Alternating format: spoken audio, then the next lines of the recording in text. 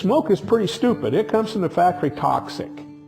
We still do lack the appreciation for how dangerous our environment is. We've spent probably 20 years of collecting data, and we've had virtually no civilians come out of a structure fire or smoke exposure in cardiac arrest who we've been able to resuscitate. Deadly fires, and it was the smoke that killed the people, and it killed them quickly. Brett Tarver was Paul Bunyan. He was 6'6" and he weighed 280 pounds. He could pick up cars. Those products of combustion killed him in that supermarket, and it was just a natural process. He was in the products of combustion, he was out of air, he was breathing the products of combustion, and it did exactly what those products of combustion do.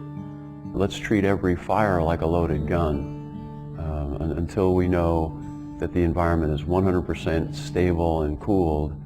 We have to assume that it's producing gases that can kill us.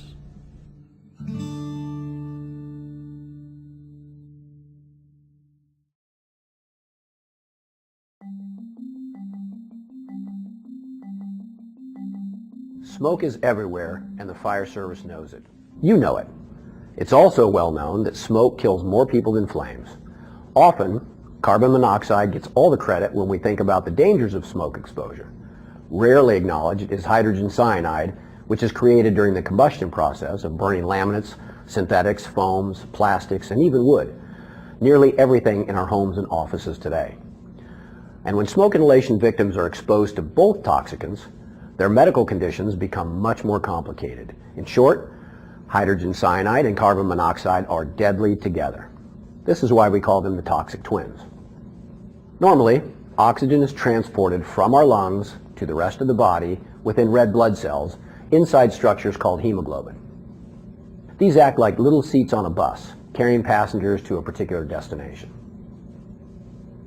The oxygen molecules leave the red blood cells and are delivered to the body cells, which then use oxygen to generate energy. This allows, among many other body functions, a normally beating heart and an intact neurological system. Carbon monoxide replaces much of the oxygen being carried by the red blood cells by taking up most of the seats, which reduces the amount of oxygen reaching the cells throughout the body. Less oxygen delivered to the cells means less energy production and impaired organ functions, including challenges to our cardiovascular and neurological systems. Carbon monoxide's toxic twin, hydrogen cyanide, acts within the cells to disable the cell's ability to use what little oxygen is reaching them. This may result in a buildup of lactic acid. Hydrogen cyanide is a principal cause of incapacity or death because it is driven directly to the heart and brain. These organs in particular rely on a substantial supply of oxygen and therefore experience the most immediate insult. If you breathe smoke containing hydrogen cyanide and carbon monoxide, this is what's happening in your body. So keep in mind that large exposures can result in severe symptoms within minutes and even death. And even if you have never gone down from a smoke exposure, you've certainly been exposed to sublethal levels. And who knows now what your heart or brain looks like. It's important for you to accept that these toxicants are on the scene at your fire ground.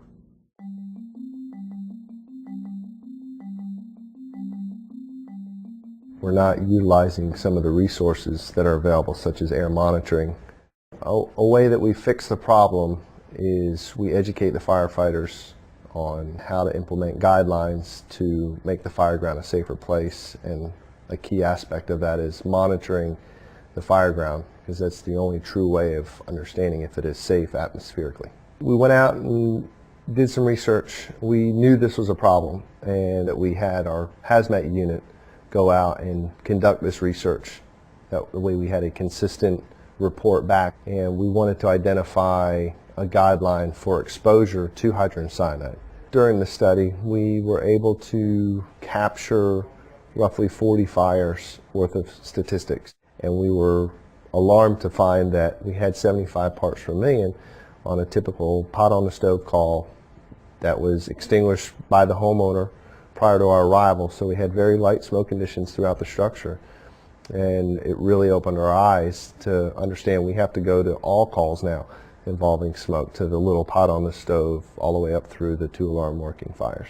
How many times you go, or we go, to just a little nothing call, and you know, guys are dropping air packs, and they're not even going inside with it on their back, let alone wearing the face piece. And those are some of the higher reading calls that we go to. So the question has to be in your mind, how bad can it be? And it means hydrogen cyanide and carbon monoxide. Well, here's some values for you to consider. The IDLH, which means immediately dangerous to life and health value, for CO, carbon monoxide, is 1,200 parts per million. That same value, IDLH for hydrogen cyanide, is 50 parts per million. The REL, or recommended exposure limit for carbon monoxide, is 35 parts per million, and the recommended exposure limit for hydrogen cyanide is 5 parts per million. You'll also see that HCN levels, hydrogen cyanide levels, above 270 parts per million can be fatal in 6 to 8 minutes. When you think about a part per million, think of it this way. Imagine the room you're in right now filled with 1 million golf balls and pick out 5 of those. That's a very small amount. And when you look at these two values, you're seeing them at fairly low levels, 5 parts per million as a recommended exposure limit for cyanide. That's not very much. Think about toxicity this way. It's not how much I can take, it's how little will kill me or hurt me. The Fire Smoke Coalition holds educational smoke symposiums around the globe in order to inform firefighters about the dangers of smoke exposure and how to protect themselves. Live burn training is often a component of these symposiums, during which firefighters have the opportunity to use HCN and CO gas meters to measure levels of each toxicant at various locations throughout the cycle of a fire. Controlled burns are conducted with various materials and objects found in homes and office buildings. Firefighters who are new to air metering and detection have the opportunity to see firsthand the levels of HCN and CO which are produced, often with surprising results. You know, this is the type of environment that, you know, typically, you know, we could go, you know, would have gone in without air packs and all, and, you know, even reading with the monitor, I still had 7.5 parts per million of hydrogen cyanide. This is at the Cobb County burn building where they're just burning wood and straw. Straw, basic materials. It's basic materials. And this is our reading for the HCN levels that have already reached in excess of 34, 35. Yesterday we read 19 calls this year on the trucks, so that's a lot. CO levels have exceeded 390 parts per million. And this is with no plastic or other foreign substances being burnt. Once other burn practicals were introduced, readings taken throughout the cycle of the fire revealed levels as high as 48 parts per million of hydrogen cyanide and 408 parts per million of carbon monoxide. This is a very big eye-opener in that, you know, it shows the importance of wearing your breathing apparatus, not only firefighting, but salvage, overhaul, you know, not necessarily even in the building, but even outside of the building.